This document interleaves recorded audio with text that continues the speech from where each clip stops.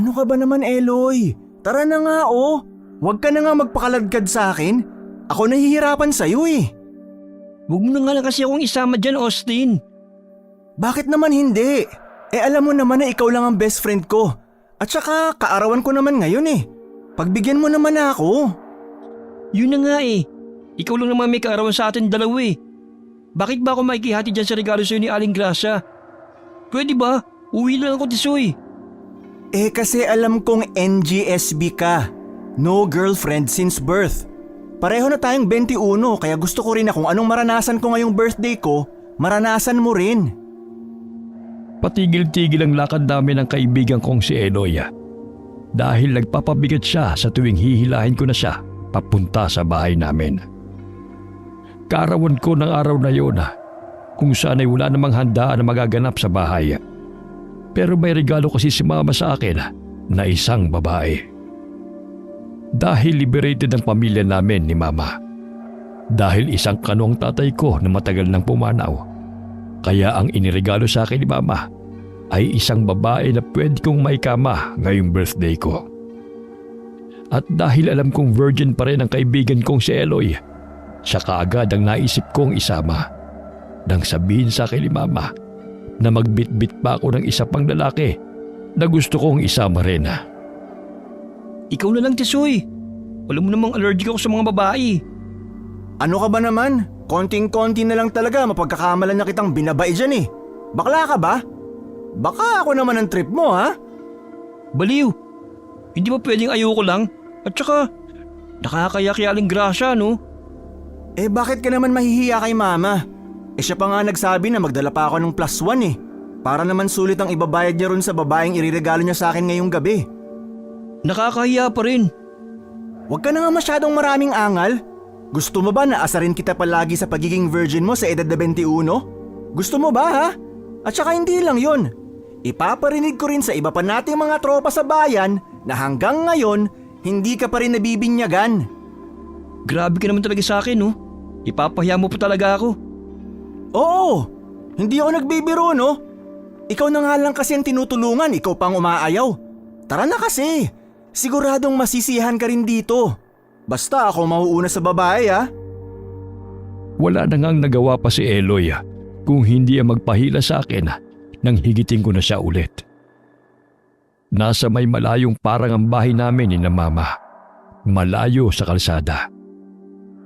Gabi na rin noon pero buti na lamang at maliwanag ang sinag ng buwan. Kaya naman kahit wala kaming dalang ilaw ni Eloy, ay nakikita naman namin ang nilalakaran namin. Akala ko'y magtutuloy-tuloy na ang paglalakad namin nang bigla na namang huminto sa paglalakad si Eloy. Kaya napahinto na rin ako. Sinamaan ko na naman siya ng tingin sa pag-aakala na aatras na naman siya. Ano? Ano na naman ba yun? Huwag mong sabihin na atras ka na naman. Babatukan na talaga kita. Nakikita mo ba yung nakikita ko, Tisoy? Ang alin? Parang may kumikinang doon sa dilim mo.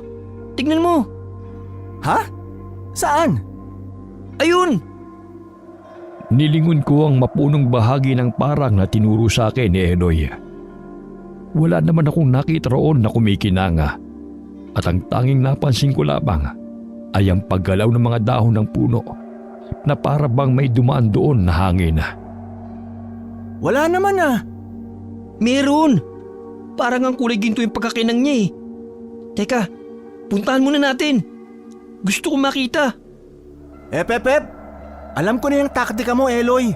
Alam kong tatakas ka lang sa akin. Hindi no. Nagsasabi ako ng totoo, Tisoy. May nakita talaga akong kulay ginto ron sa dilim.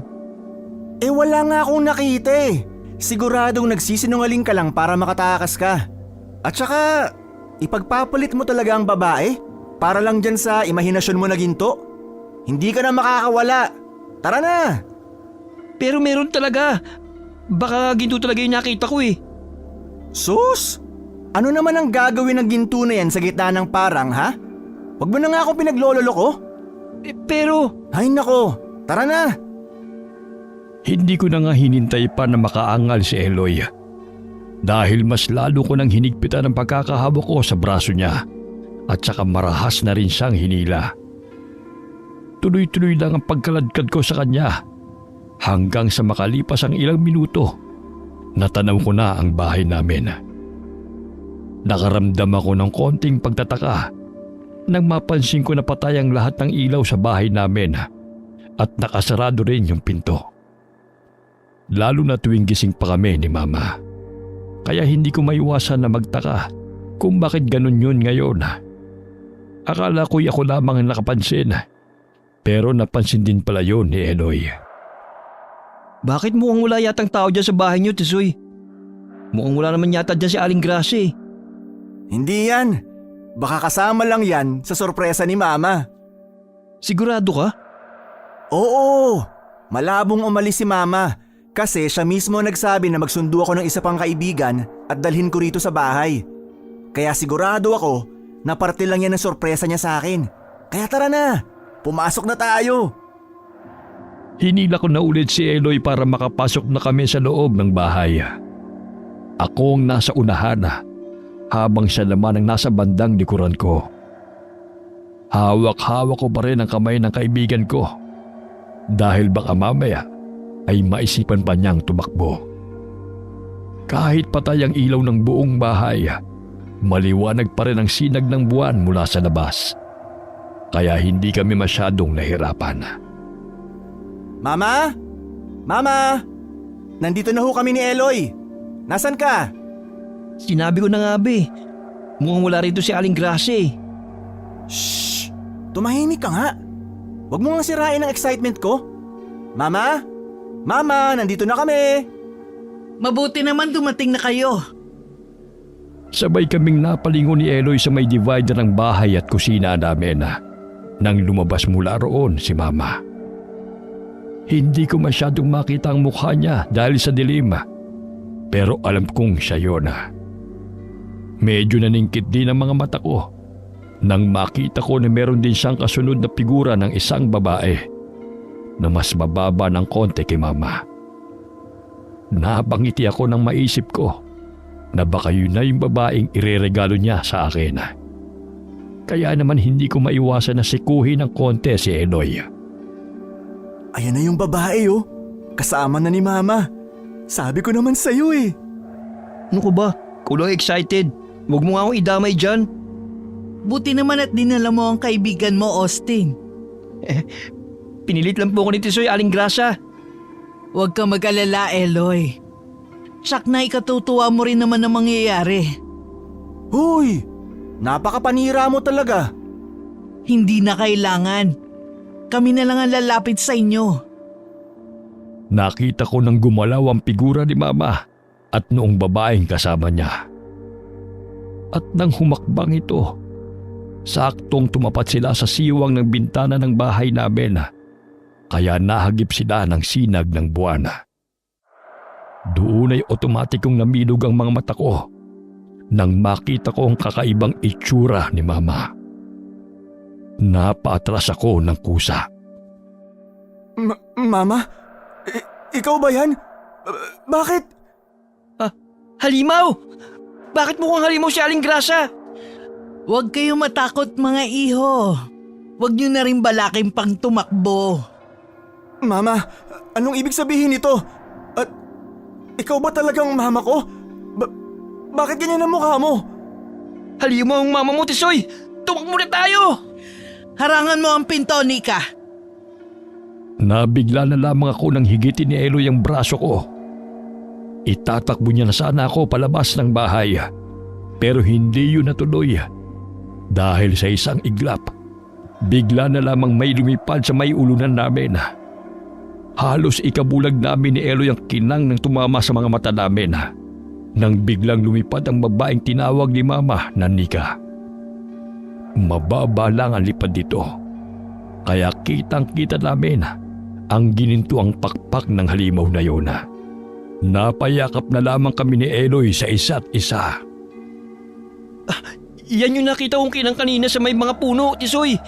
Hindi ka kasi naniwala sa akin eh. Malay ko ba na nagsasabi ka ng totoo? Akala ko gumagawa ka lang ng dahilan para makatakas sa akin. Wala na kayong matatakbuhan pa! Sino ka? At saka anong ibig sabihin nito, Mama? Hindi mo na kailangan malaman pa ang lahat ng detalye, Austin. Ang tanging kailangan mo lang malaman ay sumapit na ang takdang panahon para mapakinabangan naman kita. Ngayon na nasa tamang edad ka na, kailangan na kitang ialay para sa ikalalakas namin ni Nika.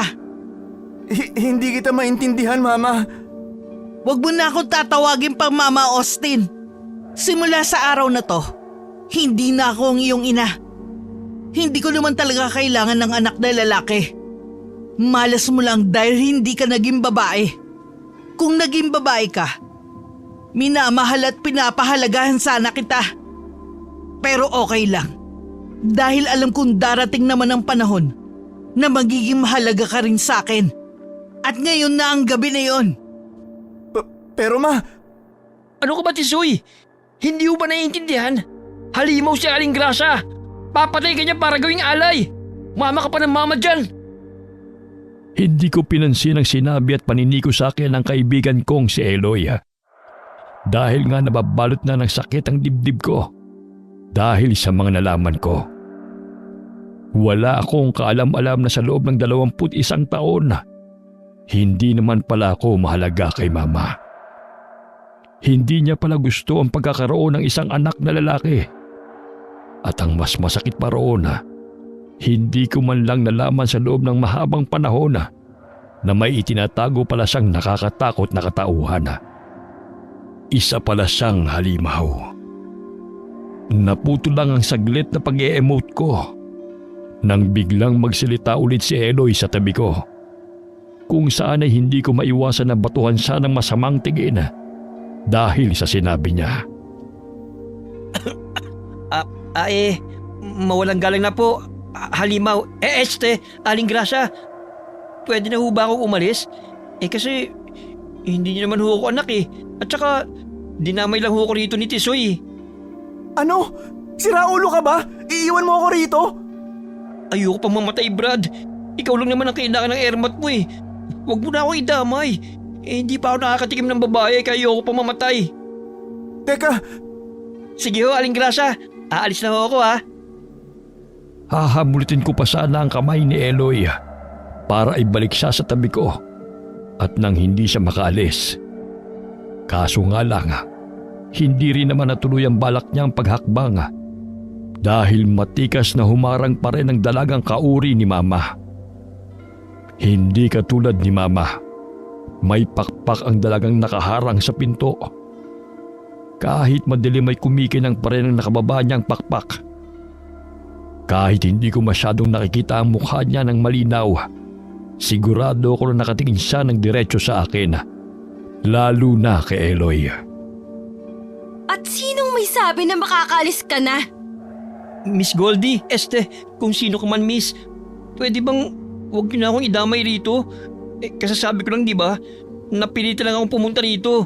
At saka, hindi naman ako kaano-ano ni Aling Grasa Pakawalan niyo na ako. Hindi ka pa rin makakaalis. Ano? Bakit?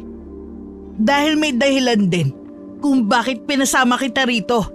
May dahilan kung bakit nandito ka. Sabay ulit kaming napalingon ni Eloy kay Mama nang magsalita siya. Ngayon ay medyo humahakbang na siya ng dahan-dahan papalapit sa pwesto namin. Kaya hindi namin mapigilan ni Eloy na mapahakbang din papunta sa gilid. Para hindi rin kami makalapit sa isa pang babae na nasa may bandang likuran namin. Ano ang dahilan? Bakit niyo naman ako idadamay rin? Anong balak niyo sa akin? Gagawin ding alay gaya ni Tisoy? Huwag kang mag-alala. Hindi yun ang kailangan mong gawin para sa amin. Ho? Ano? Kailangan mong sipingan si Nika. Kailangan mong malagyan ng anak ng sinapupunan niya. Kailangan mong makagawa ng babaeng sanggol. Ano? Ano ko? Diyos? Na kaya kong piliin ang may lalagi kong bata sa tiyan niya? At saka, bakit ako? Si Tisoy na lang. Wala ka nang magagawa pa. Ikaw ang napili ko. Sumunod ka na lang kung ayaw mo masaktan. Dahil din sa kanina pa naming pasimpleng pag-atras ni Eloy, doon ko pa lamang namalayan na nasa may bandang likuran na namin ang lamesa ng hapagkainan. Nahagip ng kamay ko ang isang monoblock na upuan. Kaya pasimple ko yung inabot at saka pasimple ring binulungan si Eloy. May upuan sa likuran mo. Pasimple mong abutin yun. At saka ibato mo rin sa halimaw na dalaga. At ako naman ang babato kay mama. Pagkabato mo, sumunod ka sa akin papunta sa may kusina. Ha? Sigurado ka ba dyan, Tisoy? Sigurado ako. Sumunod ka na lang. Anong pinag-uusapan yung dalawa, ha? Nagpaplano kayong tumakas? Huwag niyo nang subukan pa. Dahil kayo lang din ang malalagay sa kapahamakan. At anong akala nyo, ma? Basta-basta na lang kaming susunod sa gusto mo? Hindi mangyayari yun. Ngayon na, Eloy! Ibato mo na! Walang pagdadalawang isip na binato nga namin ni Eloy ang mga upuan na hinawakan namin sa direksyon ni Mama at sa dalagang kauri niya. Pareha silang napaungol sa sakit. Pero kahit ganoon ay dinig na dinig pa rin namin ang galit sa kanilang pagsigaw. Nang mawala ang atensyon nilang dalawa sa amin ni Eloy, doon ko na kaagad hinawakan ang braso ng kaibigan ko at hinila ko na siya. Tara na, bilisan mo! Tumakbo na tayo! Teka lang, wala akong makita, Tisoy. Ang dilim. Mas lalong didilim ang mundo mo kapag namatay ka na. Huwag ka lang lalayo sa akin. Alam ko naman ang pasikot-sikot dito sa bahay. Pumunta tayo sa may kusina. Tulungan mo kong habulin sila, Nika! Mas lalong binilisan namin ni Eloy ang pagtakbo papunta sa may kusina. At dahil alam ko ang pasikot-sikot ng bahay, agad kong hinanap ang malaking itak na ginagamit ko sa pagtatabas. Agad ko yung nilabas. Sakto na nahawakan ko na yung itak bago pa man makalapit sa amin si Mama kasama ang babae. Dahil doon kaya kaagad kong hinarap kay Mama ang dulo ng itak na naging dahilan kung bakit otomatiko siyang napahinto sa pagsugod, pati na rin ang babaeng nasa may likuran niya. Sige, ma! Subukan mong saktan kami! Hindi ako mangingimi na itarak ang itak na to sa'yo! Austin, makinig ka lang sa akin. Ako ang mama mo, hindi ba? Alam ko ang makakabuti at nararapat na gawin. Ikaw na rin ang nagsabi na simula sa gabing to, hindi na dapat kita na ituring na ina, hindi ba?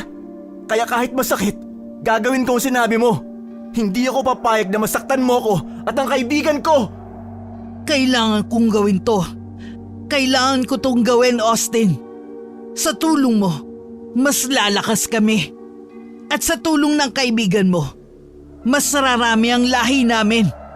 Kaya wag nang matigas ang ulo at sundin mo na lang ako. Sumunod na lang kayo ng kaibigan mo. Anak naman ng teteng, oh. Wala pa akong experience sa aling grasa. At saka, ayoko makipagtalik sa halimaw, no? Ano yan? Lamok na may gintong pakpak? Tumigil ka na nga sa mga biro mo, Eloy. Ayoko hong saktan kayo, Mama. Kaya kung pwede lang, hayaan mo na kaming makaalis. Kung hindi ka mapapakiusapan, edi tignan natin kung hanggang saan mo kayang lumaban. Humanda ka, Nika. Susugod tayo. Anong gagawin natin, Tisoy? Tatakbo tayo! Diyan tayo sa may likod na kusina dadaan. Humanda ka rin. Nang pasugod na nga ulit sina Mama sa pwesto namin ni Eloy, buong pwersa kong tinagataga ang hangin para hindi sila makalapit sa amin. Napapaiwas at napapatras naman sina Mama sa ginagawa ko. Kaya nagkaroon kami ng pagkakataon ni Eloy na makatakbo.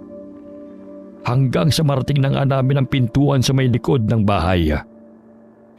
Nauuna na ngayon na tumakbo sa akin si Eloy nang makalabas na nga kami ng tuluyan sa bahay.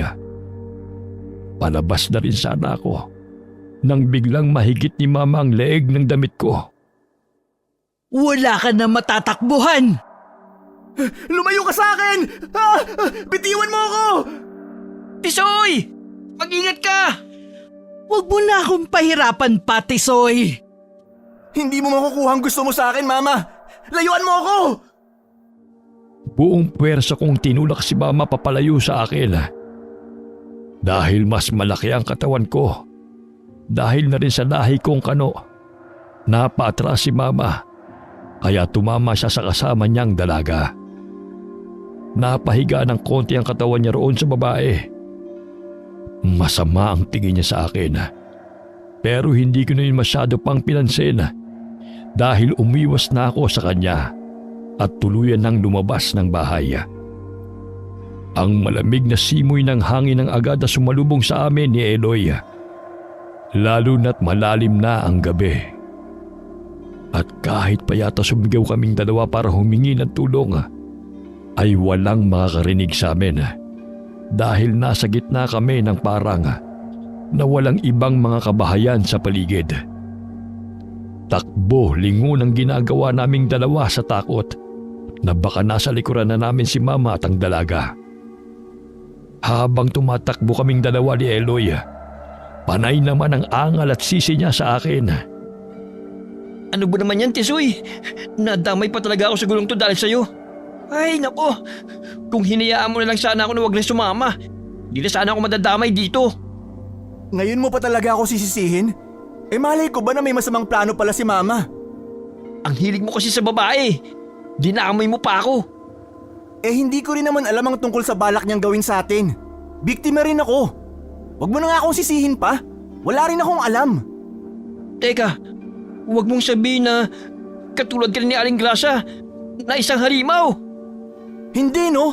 Kung katulad niya ako, eh di sana hindi ako natatakot sa kanya. Sana rin ay ipagtanggol ko ang sarili ko. Eh hindi eh. Kita mo naman. Wala rin akong kakayahan na labanan siya.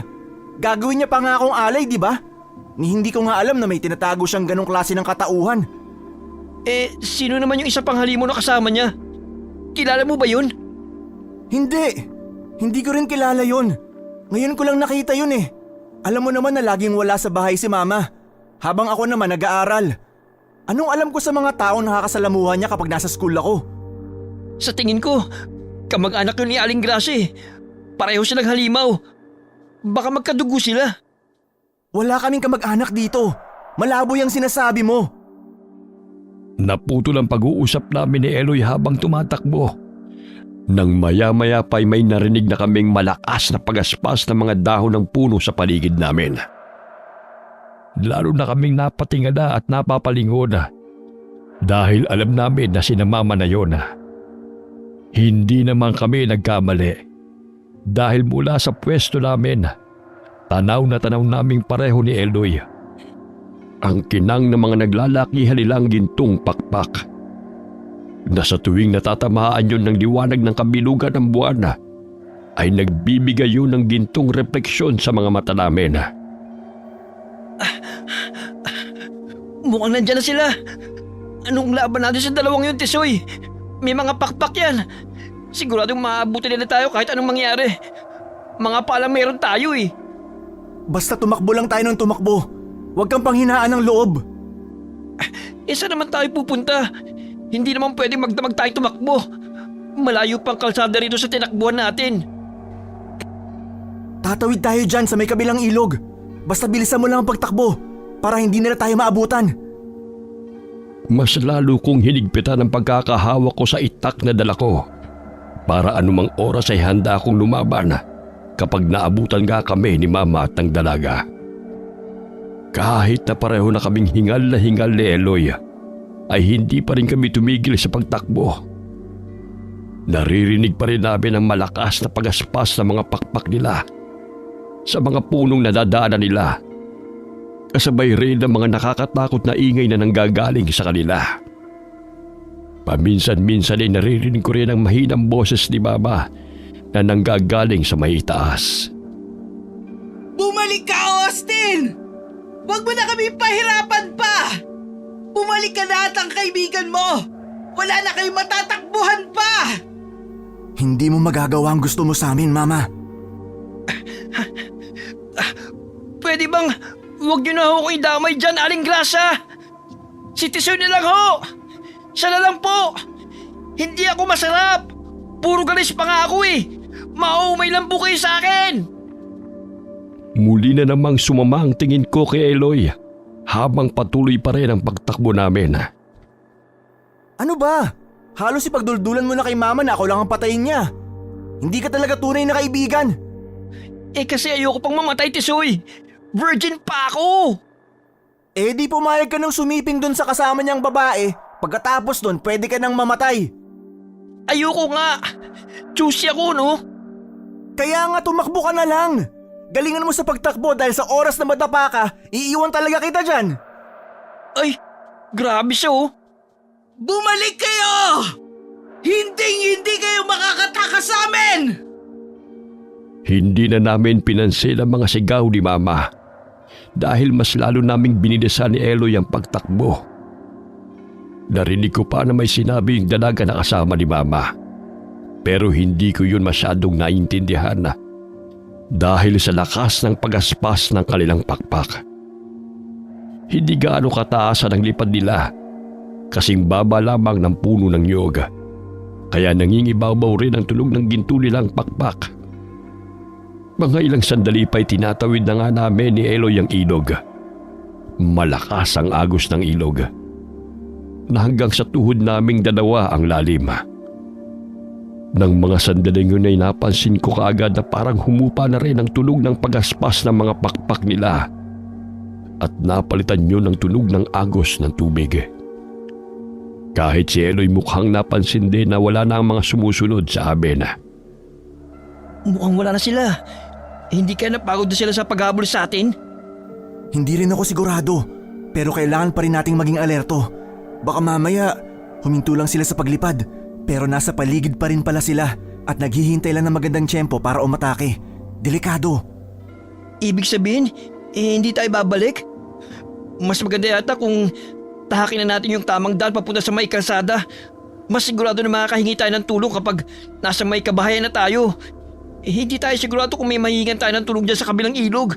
Hindi pa naman tayo pamilyar sa lugar na yan dati pa. Hindi pa tayo pwedeng bumalik. Hindi pa nga tayo sigurado kung huminto na ba sila sa paghahabol sa atin eh.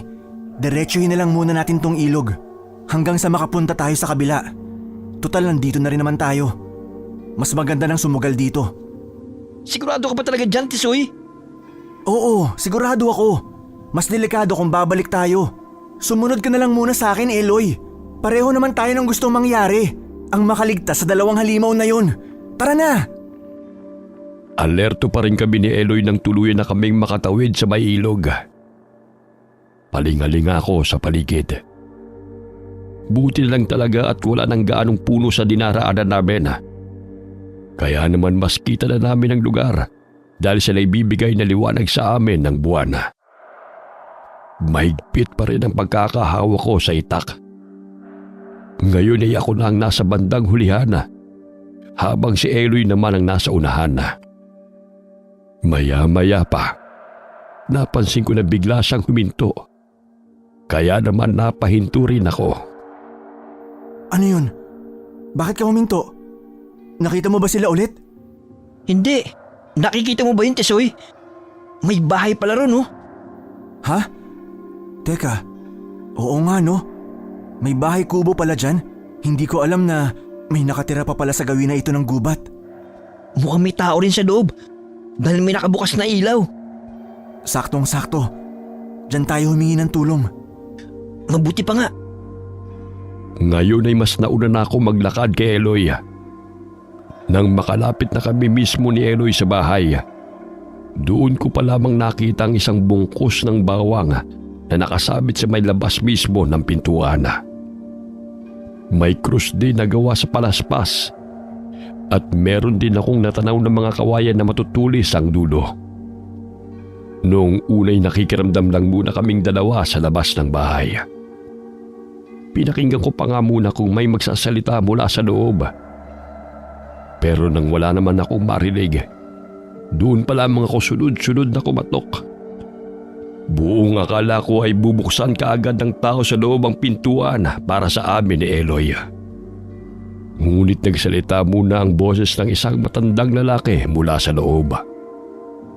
Sino kayo? Anong kailangan nyo? Tulungan niyo ho sana kami, Manong. May humahabol ho sa amin kanina pa. Humahabol? Opo. Nagsasabi po kami ng totoo. May dalawang halimaw na humahabol po sa amin. Pagbuksan niyo na ho sana kami ng pinto. Parang awan niyo na ho. Tulungan niyo kami, Manong. Hindi ho kami masasamang loob.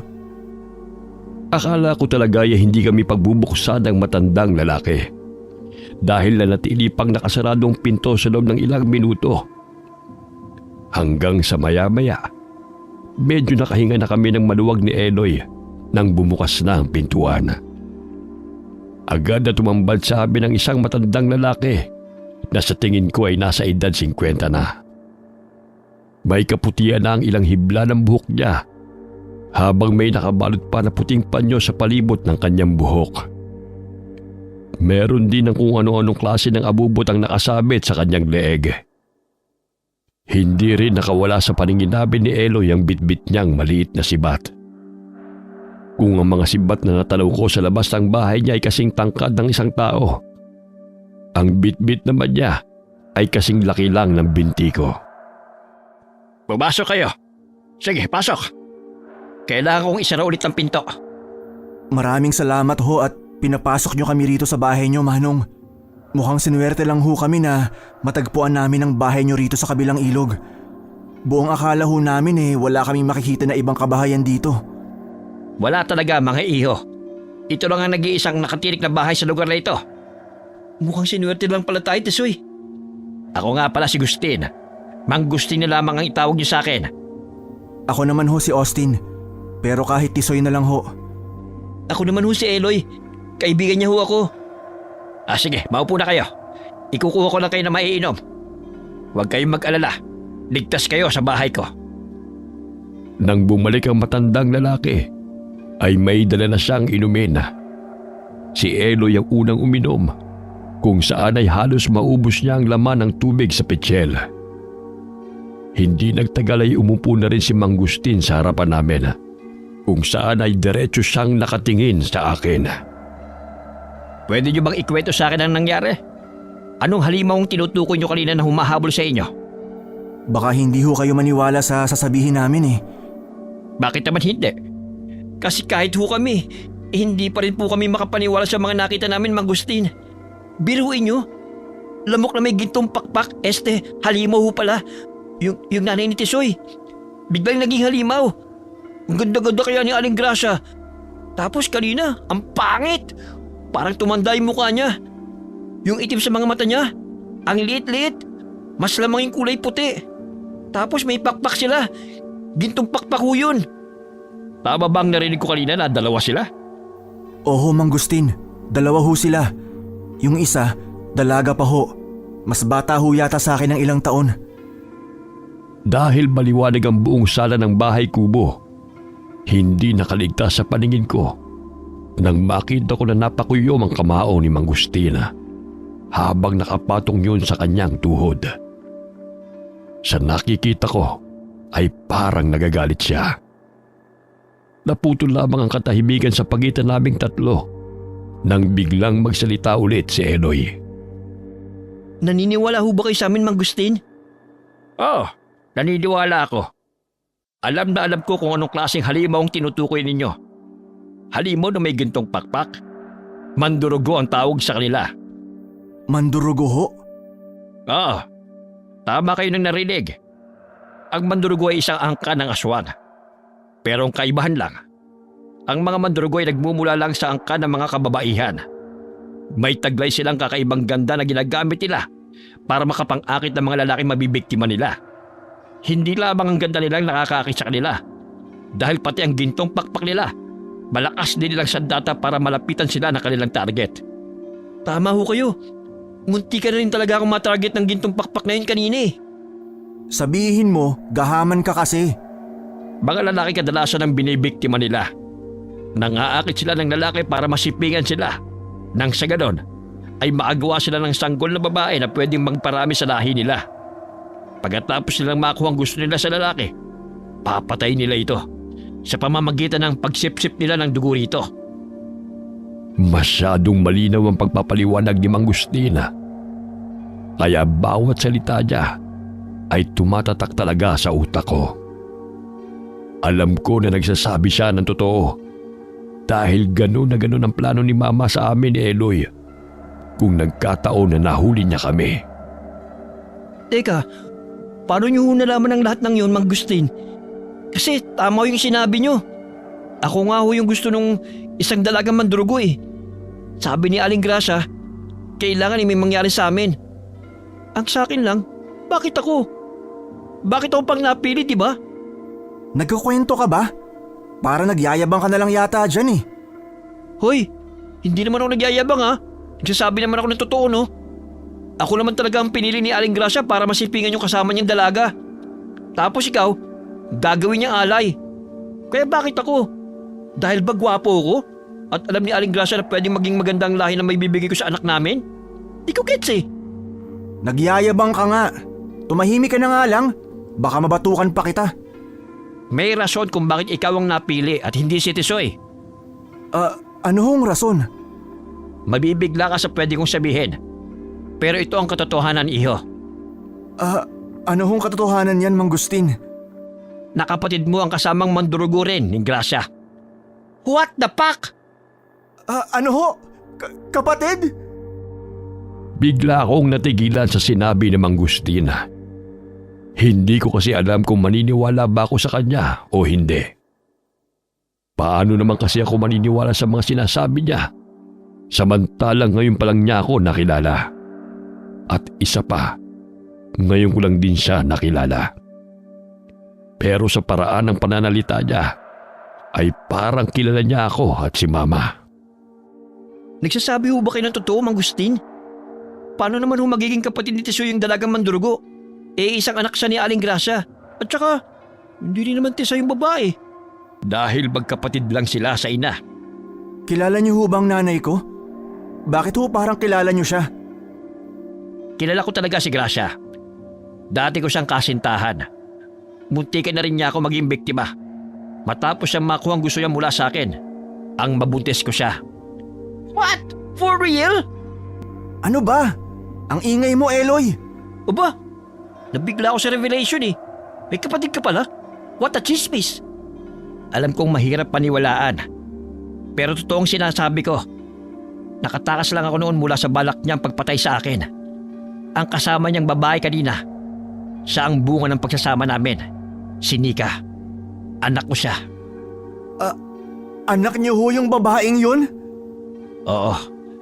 Nang malaman ni Gracia na babae naging anak ko sa kanya, ibinigay niya sa akin ang bata. Matapos niya itong mapanganak para alagaan ko at palakihin.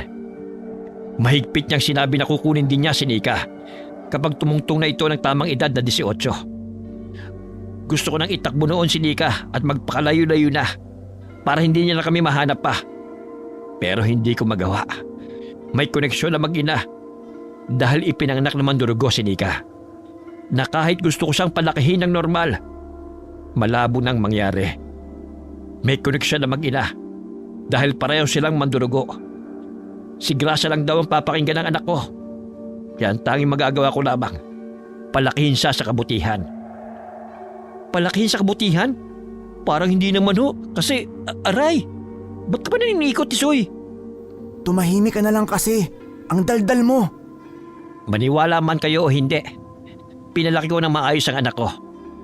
Pero hindi ko lang alam kung ano ang nangyari. Isang araw, bigla na lamang sumama ang anak ko kay Gracia. Nalaman ko na lang na tinuturuan na pala nito si Nika para maging ganap na mandurugo katulad niya. Siguro yun na rin ang sinasabi sa akin ni Gracia noon, na siya lamang ang susundin ni Nika at hindi ako. Kung kilala niyo ho si Mama, ibig sabihin kilala niyo rin si Papa. Yung tatay kong foreigner. Hindi ko siya kilala ng personal.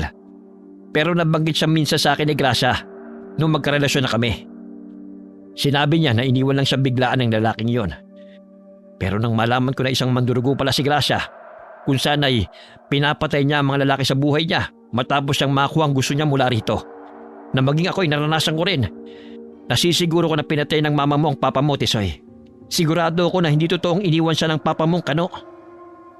Hindi ko maintindihan pero bigla na lamang nabalot ng galit ang dibdib ko dahil sa mga nalaman ko. Mahigpit ko tuloy na naikuyo ang aking mga kamao. Buong buhay ko, akala ko'y iniwan kami ng mama ko ng papa kong foreigner. Yun din naman kasi ang laging sinasabi ni mama sa akin nung bata pa ako. na walang kwenta si Papa. At iniwan siya nito matapos siyang buntisin. Yun ang pinaniniwalaan ko hanggang ngayon. Pero dahil sa mga nalaman ko mula kay Mang Agustina, nasisiguro ko rin na pinatay lang talaga ni Mama si Papa. Gaya ng balak din niyang gawin sa akin bilang alay. Lalong nakaramdam ng galit ng puso ko. Lumaki akong walang kinikilalang tatay dahil sa pagiging halimaw ni Mama. Alam kong hindi magandang balita ang dinala ko sa'yo. Pero kailangan mong tatagan ang loob mo, Tisoy. Hindi pa rito nagtatapos ang lahat. Dahil siguradong hindi titigil si Gracia hanggat hindi niya nakukuha ang gusto niya sa'yo. Masakit tong marinig. Pero walang halaga sa mga mandurugo ang anak na lalaki. May paniniwala na magpapahina ang mga anak na lalaki sa lakas nila. Kaya siguro gusto kang patayin ni Gracia. Ano hong pwede kong gawin, Mang Agustin? Gusto ko rin hong ipaghiganti si Papa sa kasamaan ni Mama. Kung gusto mo, isasama kita sa plano kong gawin. Kayo ng kaibigan mo. Pati ho ako? Oo. Dahil hindi ka rin niya titigilan. Kailangan natin magtulungan para matapos na ang kasamaan ni Gracia. Ano ho ang plano niyong gawin? Gusto ko mabawi ang anak ko mula kay Gracia. At alam kong magagawa ko lamang yon kapag nawala na rin sa landas ko ang mama mo. Kailangan natin siyang patayin. Pero wala ho akong kaalaman sa mga mandurugo na yan, Mang Agustin. Wala ho akong alam kung paano ko siya lalabanan. Tuturuan kita. Marami akong kaalaman tungkol sa uri niya. Lahat ng kaalaman ko, ituturo ko sa iyo at sa kaibigan mo. Hindi ko to kakayanin ng mag-isa kung hindi niyo ako matutulungan. Tutulong ho kami, Mang Agustin. Tutulungan ho namin kayo ni Eloy. Ay, pala desisyon ka pare ah. Hindi pa nga ako pumapayag eh. Huwag ka nang umangal. Mas mapapadali ang lahat kung sama-sama tayo magtutulungan. Tama naman ho kayo dyan. Wala ho kayong dapat na ipag-alala dahil bukal sa puso ko ang tumulong. Pati na rin po tong kaibigan ko. Maraming salamat mga iyo. Sa ngayon, magpahinga na lang muna kayo. Dito na kayo magpalipas ng gabi sa bahay ko. Dahil bukas na bukas, ituturo ko sa inyo ang mga dapat niyong malaman. Ibig sabihin, payag ho kayo na dumito muna kami, Mang Agustin? Abay oo naman. Lalo ka na. Alam kong wala ka ng ibang mahuhuwan sa ngayon. Tama ho kayo dyan. Paano naman ho ako? Hindi ho ba ako makakauwi? Sa tingin ko hindi muna. Mas ligtas ka kung sama-sama tayong tatlo. Dahil sigurado ako na ikaw ang target ni Gracia para kay Nika. Hindi ka rin niya titigilan. Mapanganib kung hihiwalay ka na. Sa huli na pagkasunduan nga namin ni Eloy na manatili muna sa bahay ni Mang Agustina. Kahit nakakahiya dahil nakakaabala kami sa kanya. Tama rin naman kasi ang sinabi niya na siguradong hindi kami titigilan ni Mama. Pasado 3:00 na ng madaling araw noon na. Nakahiga lamang kami sa sahig na nilatag ng manipis na banig. Si Mang Agustin naman ay nakahiga sa mahabang upuan na nasa may bandang paanan lang namin. Mukhang tulog na rin siya at ako na lamang natitirang gising. Hindi ako makatulog dahil sa lahat ng mga nalaman ko. Kaya naman diretso na ako na nakatingin sa may kisame. Nasa tabi ko naman si Eloy nang lakas-lakas nang maghilik na para bang walang kamatayan na naghahabol sa amin kanina. Bala ko na rin matulog ng mga oras na yon. Pero bigla akong napalingon nang may makita kong anino sa refleksyon ng liwanag sa labas. Agad na nahigit ko ang sarili kong hininga dahil nasisiguro ko na may dumaan talaga. Dahil doon kaya hindi ko na napigilan ang sarili ko, kundi ang dahan-dahan na gumapang papunta sa tabi ni Mang Agustina. Marahan kong tinabik siya para magising. Mukhang hindi pa naman ganun kalalim ang pagkakatulog niya. Dahil unang tapik pa lamang ng kamay ko sa braso niya, ay nagmulat na kaagad siya ng mga mata. Agad ko siyang sinenyasan na huwag maingay at saka ako pabulong na nagsalita. May nakita ho akong anino na gumalaw sa labas, Mang Agustin. Ano? Mukhang nagmamadalit mainit talaga ngayon si Gracia. Hindi man lang siya nagpapigil ngayong gabi. Susugod at susugod siya para makuha niya ang gusto niya. Sigurado ho ba kayo na si Mama yon? Sigurado ako. Hanggang pagmamanman lang ang magagawa niya. Dahil hindi siya makakalapit o makakapasok dito mismo sa bahay. Maraming mga kontra mandurugo na nakasabit sa paligid ng bahay ko. Kaya nasisiguro ko na nagmamasid lamang siya. Ano ho ang dapat nating gawin, Mang Gustin? Lalabas ako. Ho, sasamahan ko na ho kayo. Baka mapahama ka. Hindi ho. Sa likod nyo lang ho ako. Aalalay sa inyo. O sige. Nakikita ko naman na mas malakas ang loob mo kaysa sa kaibigan mo. Kaya mas maganda kung huwag na natin siyang gisingin. Nandun nga pala yung itak mo. Itong simot naman ang dadaling ko. Sige ho, Mang Gustin. Dahan-dahan na ngang binuksan ni Mang Gustin ang pintuan ng kanyang bahay. Nakasunod lamang ako sa may likuran niya. Palinga-linga na kagad ako sa paligid ng bahay. Noong unay wala pa kaming nararamdaman na kahit na ano. Hanggang sa marinig ko na ang pamilyar na boses ni Mama. Nanggagaling sa taas ang boses niya. Kaya sabay kaming napatingala ni Mang Gustina. Doon ay nakita namin si Mama sa ibabaw ng mataas na puno. Nakakatakot pa rin ang itsura niya. At nakatiklop din ang ginto niyang pakpak. Sabi ko na nga ba't ikaw ang tatakbuhan ng mga duwag na yan eh? Nasaan si Nika? Ibalik mo na siya sa akin. Puro ka demonyo lang ang tinuturo mo sa anak ko. Ang tanong kung gusto pa niyang bumalik sa'yo. Iniwan ka na nga niya. Hindi ka kasi naniniwala sa sinabi ko na sa akin lang siya makikinig. Ako lang ang susundin niya at hindi ikaw.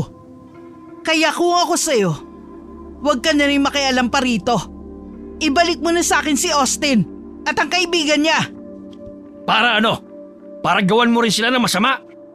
Labas ka na sa balak kong gawin sa kanila, Agustin. Huwag ka nang mangialam pa. Wala ka rin namang laban sa akin. Yun ang akala mo. Gagawin ko ang lahat ng kaya ko para matalo ka. Nang matigil na ang kasamaan mo. At mabawi ko na ang anak ko sa'yo. Sa tingin mo, kaya mo na ako?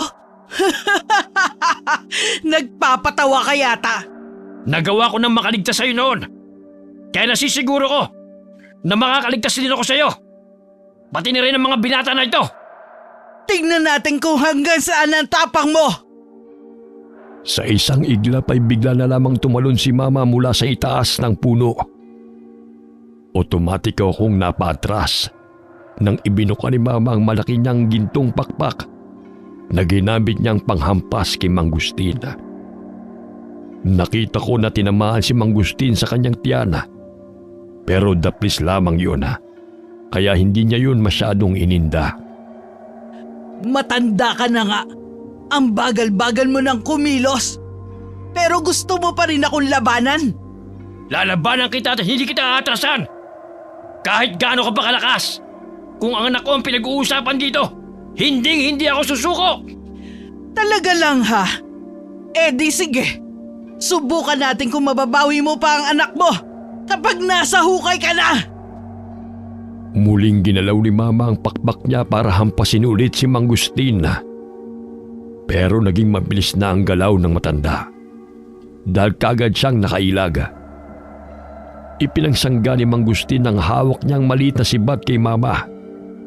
Pero dahil alam kong hindi yun sapat, pumasok na rin ako sa eksena habang bitbit ng itak ko. Tatagain ko sana ang isang pakpak ni Mama. Pero mabilis niya yung naiwas. Napunta sa akin ang atensyon niya na makaatras siya papalayo kay Mang Gustin. Talagang kinakalaban mo na rin ako ngayon, Austin. Tama ng kasamaan mo, Mama. Alam ko na ang lahat. Alam ko na rin na ikaw ang pumatay kay Papa. Pinagkait mo sa akin na magkaroon ako ng isang ama habang lumalaki. Pinatay mo siya! Pati ba naman yon? Inungkat mo pa. Eh ano kung pinatay ko ang papa mo? Nasarapan naman ako sa kanya. Huwag kang mag-alala. Susunod ka na rin sa ama mo sa oras na maialay na kita. Magkita na lang kayo sa langit. Hinding-hindi yun mangyayari dahil lalaban kami. Kahit magsama pa kayo ni Gustin, hindi niyo ako matatalo! Nilipad ni Mama ang pagitan naming dalawa ni Mang Gustina at sa isang iglap ay pareho niyang nahawakan ng mahigpit ang mga leeg namin. Sobrang higpit noon na sa ilang segundo pa lamang ay parang mababali na pareho ang mga leeg namin. Ramdam ko na rin ang konting pag-angat ng mga pako sa lupa. Nagpupumiglas ako.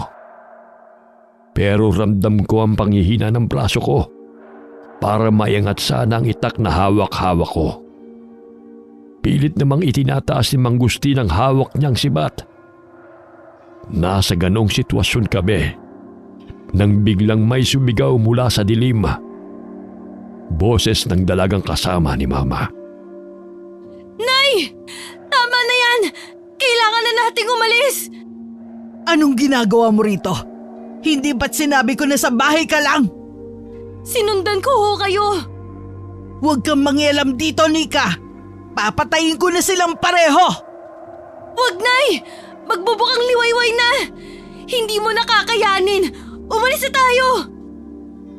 Napasilip ako sa mga puno sa may hindi kalayuan at tama nga ang sinabi ni Nika. Unti-unti na ngang umuusbong doon ang liwanag.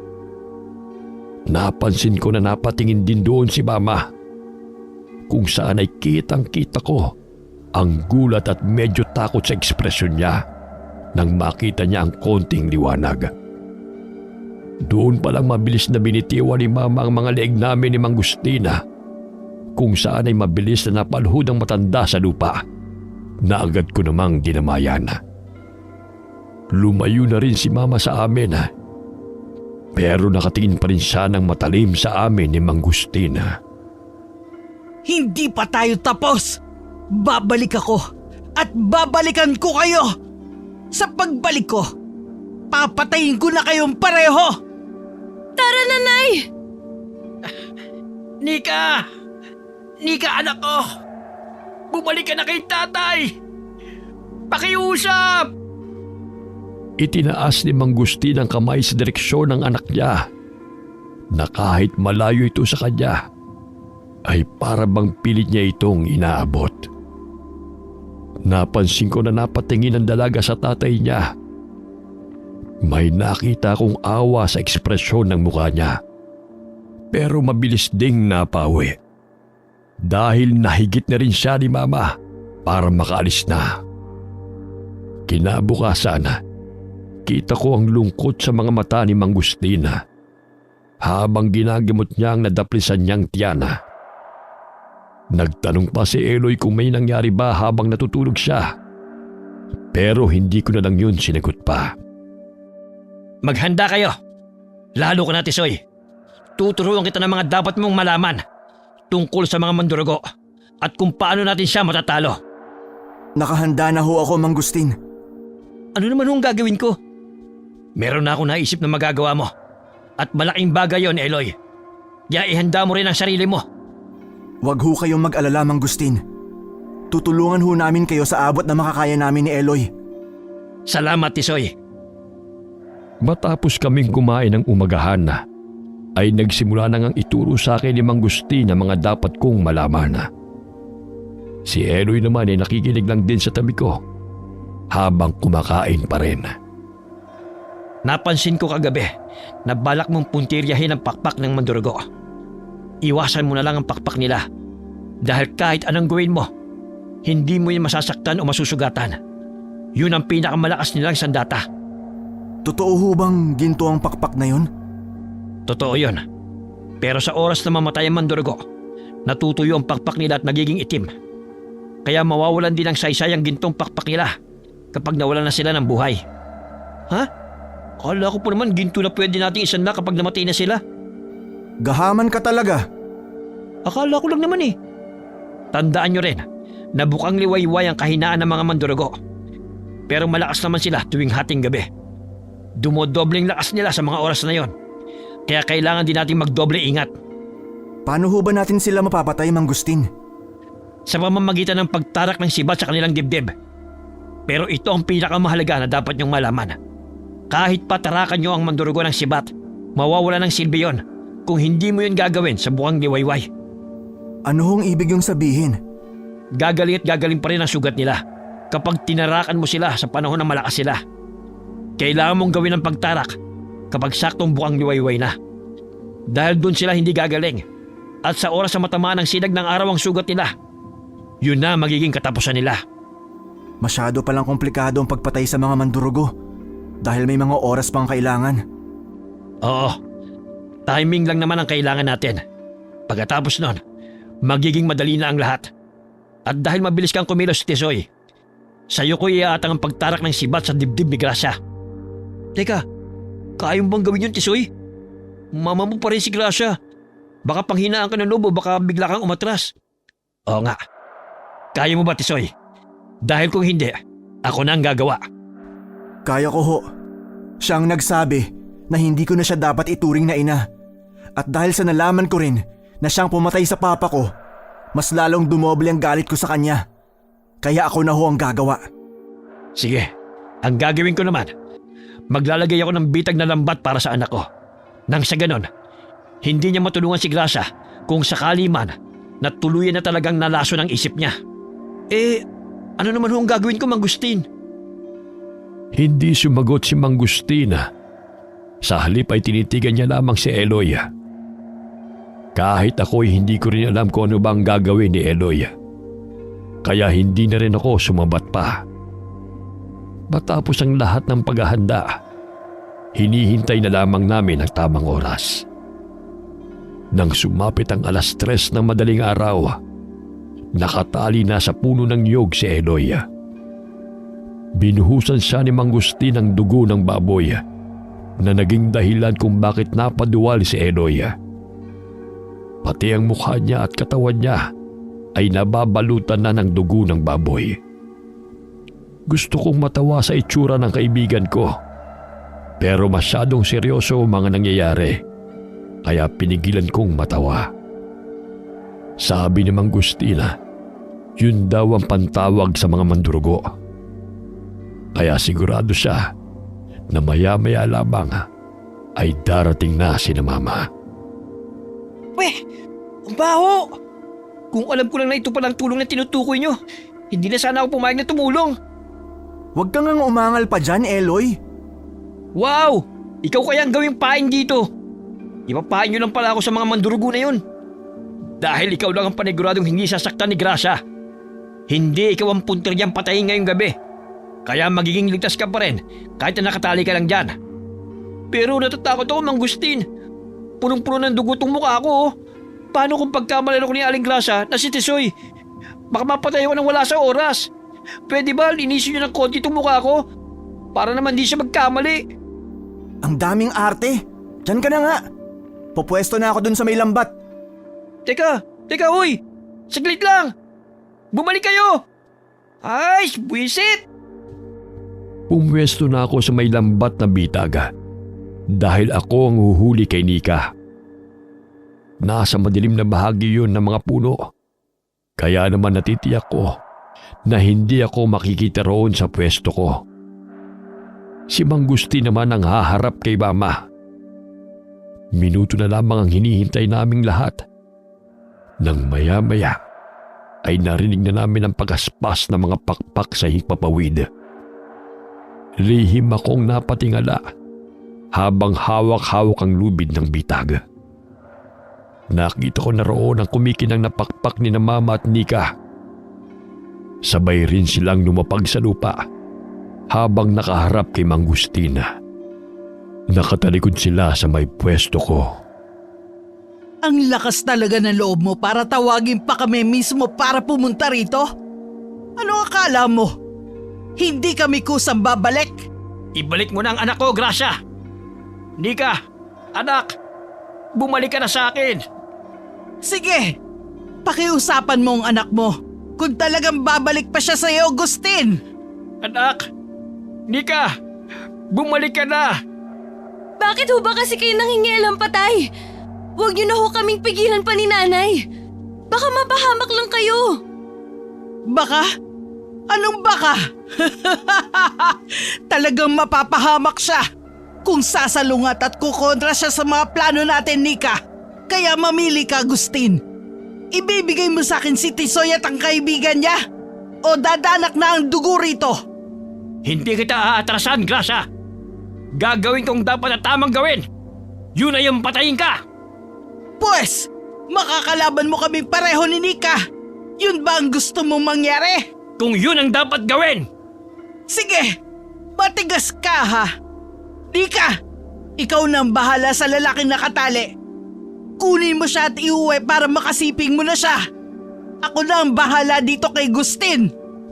Pero Nay, Sumunod ka na! Gumana ang plano namin ni Mang Gustina.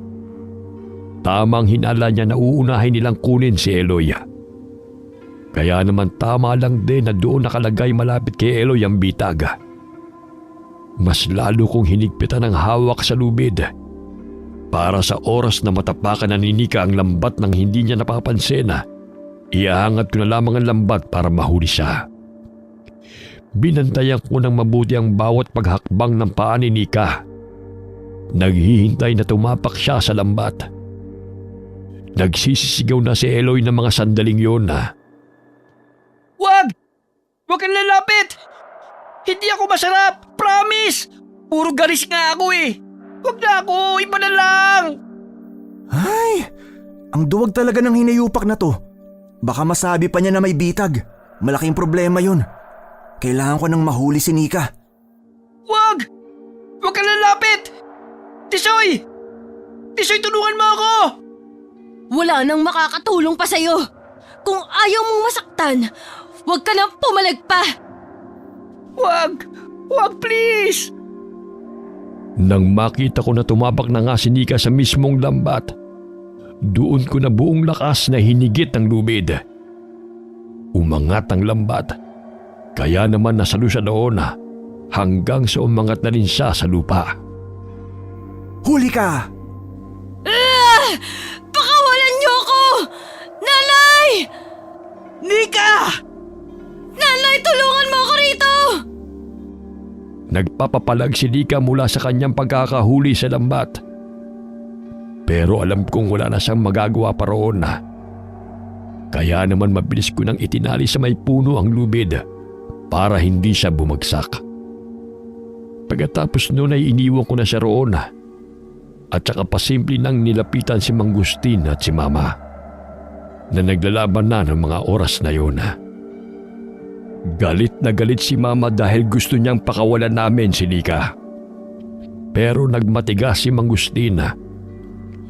Ngayon, si Mama na lamang ang poproblemahin namin. Buti na lamang at mabilis akong nakaiwas sa gintong pakpak ni Mama na humampas na naman yon sa may gawi ko. Buong akala ko'y naramdaman niya ang paglapit ko. Pero hindi niya pala ako napansin. Abala siyang nakikipaglaban noon kay Mang Gustina. Kaya gano'n na lamang kalaki ang mga galaw niya. Pakawalan mo ang anak ko, Agustin! Pakawalan mo si Nika! Anak ko rin si Nika! At kung kinakailangan kong gawin ang lahat para mailulag siya sa'yo, gagawin ko! Wala kang laban sa akin! Isa ka na lang matandang uugod-ugod sa paningin ko! At sinong may sabing lalaban mag-isa sa'yo si Mang Gustin? Austin! Kasama niya ako, Mama. Lalabanan ka naming pareho. Talaga? Tingnan natin kung kaya nyo! Kahit magsama pa kayo! Mabilis at malakas ay ipinagaspas ni Mama ang kanyang pakpak. Mabuti na lamang at mabilis kaming nakaiwas ni Mang Gustina. Nagsimula na ang pakikipaglaban namin sa kanya. Hindi may tatanggi na talagang mukhang sanay na sanay si Mama sa kanyang pakikipaglaban. Dahil malakas talaga at maliksi ang bawat kilos niya. Hindi namin magawa ni Mang Gustina mahawakan siya dahil umaharang kagad sa aming dalawa ang malapad niyang gintong pakpak. Minsan ay palipat-lipat din siya ng nililiparana. Kaya naman mas dumoble ang hirap namin ni Mang Gustina na maabutan siya. Kailangan niyo na magmadali! Pasikat na ang liwanag! Pagbubukang liwayway na! Kunin mo na yung tinago kong sibat, Tisoy. Batakan mo muna yun ang sarili mong dugo. Bilisan mo. Ako na muna ang kukuha ng atensyon ni Grasa. Sige ho, Mang Gustin. Sinunod ko ang sinabi ni Mang Gustina. Agad kong ang hinanap ang pinagtataguan niya ng itak sa may gilid ng bahay. Mabilis ang bawat pagkilos ko nang makita ko na yon. Gamit ang maliit na kutsilyo, hiniwa ko ang palad ko at pinatakan ko ang sibat na yon ng sarili kong dugo. Nang mapalingon ako sa gawin ni Mang Gustina, hawak-hawak na siya ni Mama. Hawak-hawak din ni Mang Gustina ang braso ni Mama na para bang ginagawa niya yon upang makontra na hindi makalapit ng tuluyan si Mama sa kanya para maiwasan na masipsip nito ang dugo niya. Hawak ko na siya, Tisoy. Kumilos ka na. Magbubukang liwayway na. Bitiwan mo ako! Bitiwan mo ako! Hindi ka na makakawala pa sa akin. Hindi ka na makakalipad palayo, Grasa. Ito na ang wakas mo. Hindi ganun kadali ang naging paglapit ko. Dahil nagsimula na naman si Mama na ipagaspas ang kanyang malapad na gintong pakpak.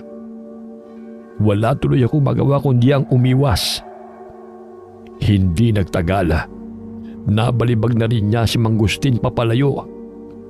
Dahilan para tumama ito sa puno. Humarap sa akin si Mama. Binatuhan niya ako ng masamang tingin. Lalapitan niya na sana ako. Pero muling sumigaw si Eloy na magbubukang liwayway na at kailangan ko nang kumilos. Napatingin si Mama sa may mga puno. Nais kumpirmahin kung sisikat na nga ba ang araw. Nakita ko na naman ang takot sa mukha niya. Agad akong naalerto at nahulaan ko kaagad ang balak na paglipad ni Mama papalayo. Pero mabuti na lamang at mabilis ang naging pagkilos ko. Dahil hindi pa man siya nakakalipad ng tuluyan, nahawakan ko na ang paa niya. Akala ko'y may sasama rin niya ako sa kanyang paglipad. Pero mabuti na lamang at mabilis akong natulungan ni Mang Gustina. Ako ang hinawakan niya para hindi ako madala ni Mama. Bitiwan mo ako, Austin! Bitiwan mo ako! Wala ka nang matatakbuhan pa, Mama. Hindi na kita pakakawalan pa. Dito na magtatapos ang kasamaan mo at sisiguraduhin ko yun sa'yo. Bitiwan mo ako! Pagsisisihan mo to, Austin! Pagsisisihan mo to! Magsisisi ka rin na pinanganak mo ko dahil ako mismo ang tatapos sa'yo. Buong lakas kong hinigit pabalik ang paa ni Mama na naging dahilan kung bakit nawalan siya ng puwersa na makalipad. Sa paghila ko sa kanya, mabilis siyang bumagsak sa lupa. Nadaganan niya mismo ang mga pakpak niya. Kaya kinuha na rin ni Mang Gustin ang pagkakataong yun para apakan niya ang pakpak ni Mama. Nang sa ganun na hindi na niya magamit yun na panlaban sa amin. Agad na nagpapapasag si Mama. Pilit na kumakawala. Pero hindi na niya magawang makaalis. Pakawalan niyo ako! Pakawalan niyo ako! Wala ka nang takas pa, Mama. Austin! Anak! Pakiusap, huwag mo itong gawin sa akin! Huwag mo akong tawaging anak! Kakalimutan ko na ngayon na minsan kitang naging ina. Dahil walang ina, nagugustuhin na mapahamak ang kanyang anak. Parang awa mo na! Pakawalan mo na ako, Austin! Sorry, Mama. Kahit nangingilid na ang luha ko at nakakaramdam na ako ng kirot sa dibdib, ay pilit ko yung nilabanan. Tinanaw ko ang mga puno at nang makita ko na tuluyan ng sisikat ang araw, itinaas ko na ang hawak kong sibat na may dugo. Iniangat ko na yun katapat ng dibdib ni Mama. Nagwawala na si Mama. Pero halatang humina na ang kanyang mga galaw dahil sa bukang liwayway na. Sigurado ko na nababawasan na ang lakas niya. Nang tumama na ang sikat ng araw sa akin, walang pagdadalawang isip na itinarak ko na ang sibat sa dibdib niya. Kitang-kita ko ang panlalaki at pamimilog ng mga mata ni Mama. Nang tuluyan ang lumubog sa dibdib niya ang tulis ng sibat. Nasikatan na rin siya ng mismong araw kung saan ay bigla na lamang may lumabas na usok mula sa kanyang sugatang dibdib. Agad kong naamoy ang mabahong usok na umaalingasaw. Kaya naman mabilis na akong umalis mula sa pagkakadagan ko sa kanya. May lumabas din na dugo sa mismong bibig ni Mama. Hanggang sa maya-maya pa ay napansin ko na nawala na ang kulay gintong pakpak niya at napalitan yon ng itim na parang nanunuyo. Wala na siya. Tapos na ho ba, Mang Gustin? Tapos na, Tisoy. Nawala na ng buhay ang ginto niyang pakpak. Kaya siguradong wala na rin si Gracia. Alam kong hindi ito naging madali para sa'yo.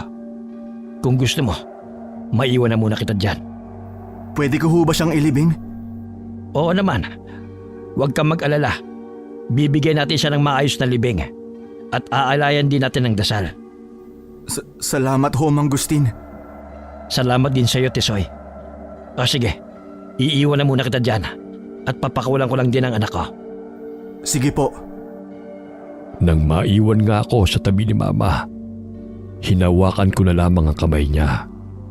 Umiyak ako ng tahimik at nagdasal na sana ay matahimik na siya. Pinakawala na rin ni Mang Gustin ang anak niya at si Eloy. Doon na rin namin nalaman mula sa anak niya ang lahat-lahat. Patawarin niyo ho sana ako, Tay. Wala lang ho talaga akong nagawa. Anong ibig mong sabihin, anak? Pinilit lang ako ni Nanay na sumama sa kanya. Noong naglalaba ako sa ilog, pinuntahan niya ako roon. Binantaan niya ho ako na kung hindi ko siya tutulungan sa mga plano niya, sasaktan ka niya. Wala ho akong nagawa kundi ang pumayag.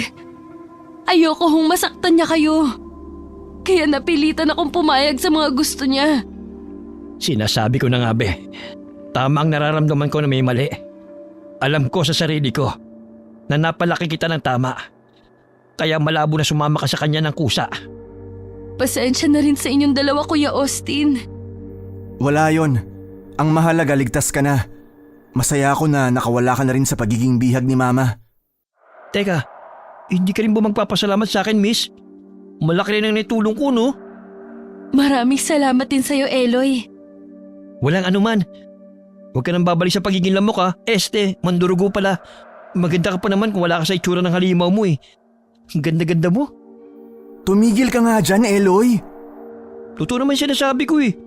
Ang ganda-ganda rin ng utol mo, Tisoy. Wag ang anak ko. Ay, sorry po, Tay. Matapos ang konting usapan naming apat, napagpasya na naming ilibing na si Mama. Inilibing namin siya sa may malapit sa ilog. Gaya ng sinabi ni Mang Gustin, inayos naman namin ang libing niya at nag-alay na rin kami ng dasal.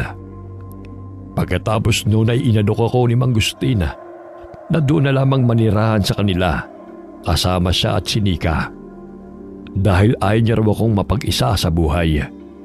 Pero agad ko naman yung tinanggihan. Huwag na ho kayong mag-alala sa akin, Mang Gustin. Nasa tamang edad na rin naman ho ako. Legal ng edad ko. Kaya sigurado ho ako na kaya ko ng sarili ko. Alam ko naman yon. Pero ngayong wala na ang iyong ina, gusto kong gabayan pa rin kita. Malapit lang naman ang bahay ko. Pwede akong bumisita rito araw-araw. Gusto ko na rin ho kasi na tumayo sa sarili kong mga paa. Huwag ho kayong mag-alala. Di naman ho ako mahihiyang humingi ng tulong kung sakaling kailangan ko talaga. Sige, kung yan ang gusto mo, hindi na kita pipilitin pa. Hihingi lang din sana ako ng pabor sa inyo, Mang Gustin. Anong pabor naman yun, Tisoy? Kahit ano, handa akong tumulong. Gusto ko ho sana na malaman ng lahat at matutunan ng lahat na may kinalaman sa mga mandurugo. Gusto ko sana maging katulad nyo, mantatanggol. Interesado ho ako na matuto. Yun lang ba? Sige, walang problema. Masaya ako na marinig mula sa'yo na interesado ka sa larangan na ito. Pumunta ka lang dito sa bahay namin tuwing may libreng oras ka. At ituturo ko sa'yo ang lahat ng natutunan ko. Hindi lang sa panunugis sa mga mandurugo, kundi sa pakikipaglaban niya sa iba pang mga halimaw. Maraming salamat ho, Mang Gustin. Tawagin mo na lang din akong Tatay Tisoy. Sige ho, Tay. Pinilit ko na maging maayos na ang buhay ko ngayong wala na si Mama. Kinakaya ko naman mamuhay mag-isa. Kahit na nahirapan talaga akong mag-adjust nung una. Buti na lamang at hindi ako pinabayaan ni Tatay Gustin. Dahil tinupad niya ang pangako niya na nandyan lang siya lagi para alalayan ako. Marami na rin akong kaalaman sa mga mandurugo at sa iba pang klase ng mga halimaw na nagiging banta sa mga normal na tao. Ngayon, kilala na kami sa lugar namin bilang Mang Tatanggol. Kadalasan ay kami ni Tatay Gustin ang ipinapatawag ng mga baryo-baryo para manugis. At siyempre, kasama namin lagi si Eloy. At si Nika naman, naging tagapagtanggol din ng mga tao. Nagsasaaswang siya para labanan ng mga aswang na kagaya niya. Pero si Eloy, hindi dahil sa totoong gusto niyang sumama sa ginagawa namin. Ang gusto lamang talaga niya ay magpalakas kay Tatay Gustin dahil gusto niyang pormahan ang kapatid ko na si Nika. Kahit na alam niyang isang aswang na mandurugo ang kapatid kong yon. Lalo kasi siyang tinamaan kay Nika dahil naging mas astig ang kapatid ko kapag nilalabanan niya ang mga aswang. Sa ngayon, masasabi ko na kontento na ako sa buhay. Masaya akong ipagtanggol ang mga inosenteng tao. Wakas.